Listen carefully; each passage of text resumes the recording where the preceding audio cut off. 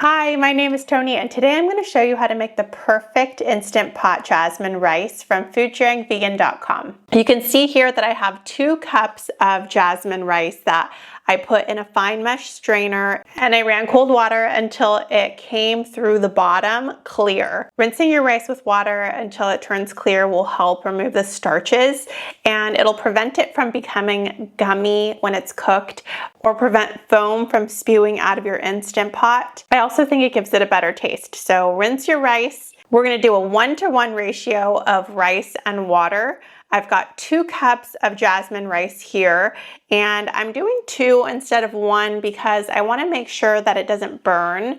And sometimes, depending on the size of your Instant Pot, it can not register how much water or rice is in it.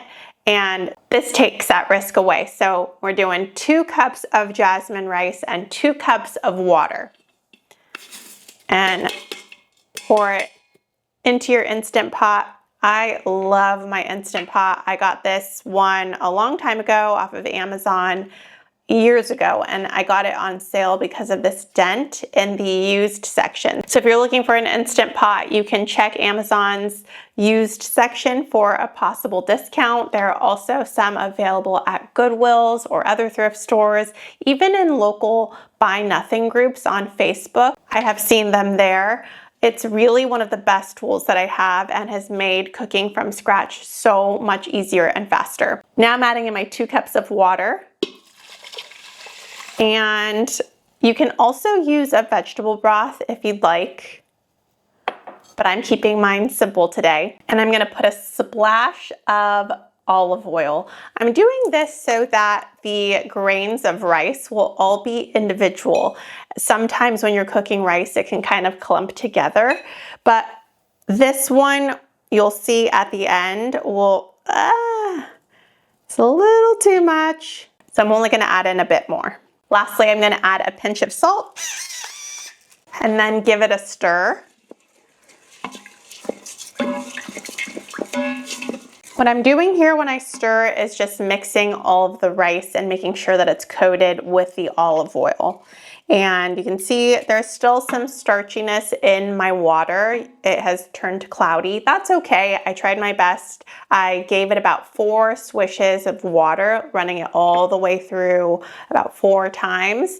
If you want to go a little bit longer, that's totally fine, but this will be good as well. Now I'm going to put the lid on and cook on high pressure for 5 minutes. I'm gonna do a set it and forget it, gonna go do my dishes, and when I come back, it will have cooked for 5 minutes, and then I will have done a natural release, which just means leave it alone until all the pressure naturally releases instead of opening up the vent at a later time. And that's a good point. We're gonna wanna make sure it's sealed. Mine is already sealed. And usually the natural release takes about 10 minutes. So I'll see you then. The time has now passed, and I am gonna take this lid off gently. And remember that there might be some condensation under it, so be careful because it'll be hot.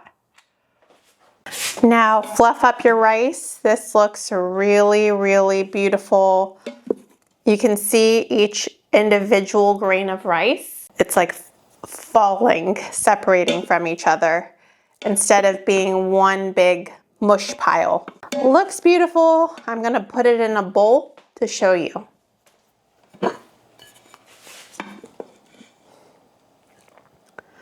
I grew up in a house that loved rice. My grandpa was full Japanese and my grandma was full Mexican, and both cultures love rice. So we always had white rice and Mexican rice. And I have a sweet spot for my rice. I can eat rice a lot.